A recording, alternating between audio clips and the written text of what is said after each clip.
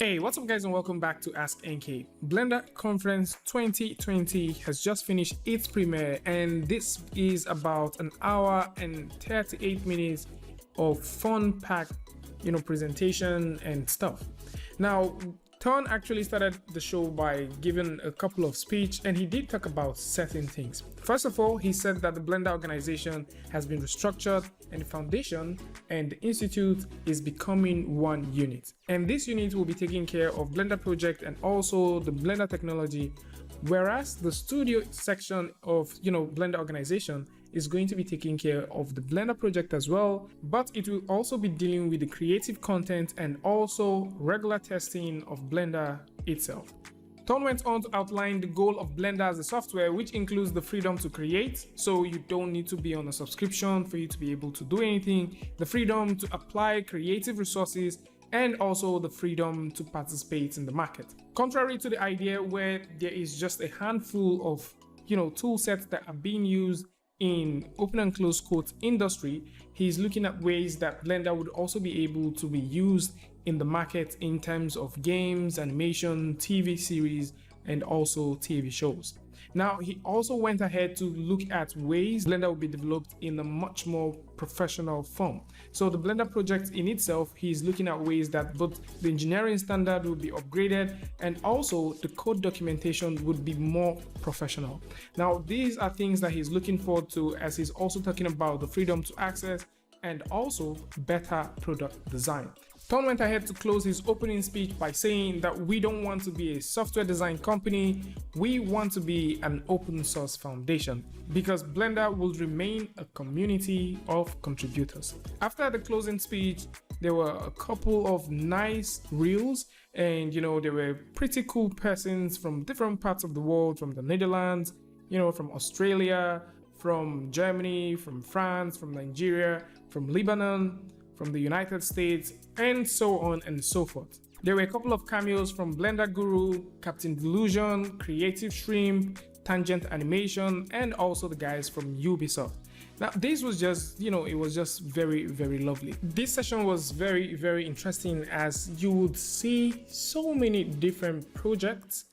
And honestly, there were ways that people use Blender that you probably haven't seen, and you just get to see a lot of people use Blender in several different projects, several different ways, and it was just very, very good. For the most part, you actually wouldn't feel like you were seeing things from a different point or watching it from a screen, as within the live party or within the time where this was premiering, everyone was there and it just felt like it was a community of friends and acquaintances just hanging out and seeing a show. Now, within the show, there was also a session where Delay and also Pablo came in and they discussed about certain things. They shed some light on several stuff. Now, after that, we also saw a couple of extra reels. We saw some very nice ones. We saw some very, creative ones as well. And then for the closing remark, Ton came back and gave a bit of a rundown of how his year went. So it turns out that Ton, within the year, was diagnosed of acute leukemia and is the APL type. He did say this is a very rare one and he was fortunate enough and he was lucky enough to battle this type of cancer and he won. Now, at the end, he did say that when people go through things like this, that two things are involved. Now, the first one that is involved is discipline, where you have to keep to those strict rules and regulations and things that you need to do, keep up yourself, those diagnostics, things that they tell you to do from the hospital just to be safe. And the next thing is luck. And in terms of luck, he said he's lucky that they found a treatment for him, even though he's just 15 years old. He's lucky for the team, he's lucky for his family, he's lucky for people around him. And at the same time, he is lucky for living in the Netherlands where there is a universal healthcare, and it just went on and on and on. Of course, he did say that there's going to be a time where he would have to step down or step back, but at this point, he's stepping forward to see that things get to work better. So, if you're an artist or maybe you are into stuff, one thing to take out of this is no matter how much you work, always try as much as possible to take care of your health, as this in its sense is like the lifeline to everything that you do both creatively and otherwise. So my good friends and subscribers and people just coming around, take care of your health, take your health very, very seriously. And yes, one more thing or a couple of more things before we go. Before the conference actually started, there was a pre-conference session by Pablo, and he did speak with a couple of people. Andy, the director of Spring, came in and he shared a couple of intel about the sprite fright, as he said that they are currently wrapping up on the 5 characters from sculpting to animation.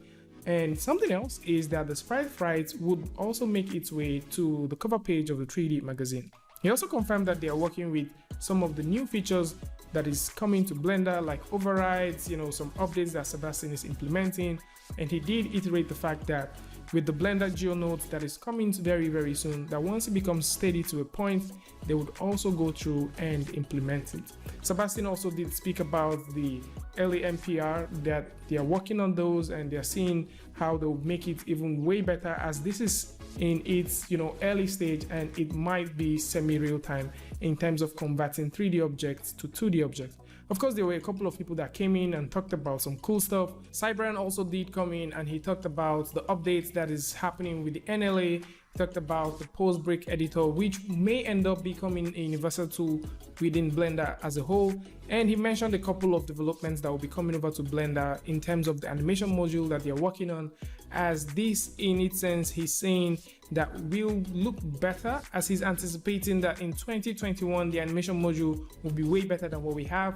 And there is also another section that is, another experimental branch that is currently being developed that would help with the importing of USD files. And before he did leave, he gave a brief advice or brief tip to those who would like to work with, as he briefly did share the tip on which programming language is best within C, C++, and also Python. So these are basically all of the conversations and things that happened within the Blender conference and within the pre-Blender conference. If you want to see more about those things, yep, you can go over to the link in the description. And yes, Pablo shared the content in the comfort box. So just in case you're wondering what is inside that box, you may want to check that one out as well. So that's definitely going to be about it. I'd like to know what you guys think about this one in the comment section. And of course, if you like this video or you learned something from this, you can go ahead and hit a like, and don't forget to share with a friend. And if you're new here, it's going to be amazing for you to hit the subscribe button and also turn on notifications so that you don't miss the next video or the next update. And until I see you guys again with a tutorial update, Free Friday, Tutorial Tuesday, tips and tricks, things like this. Peace.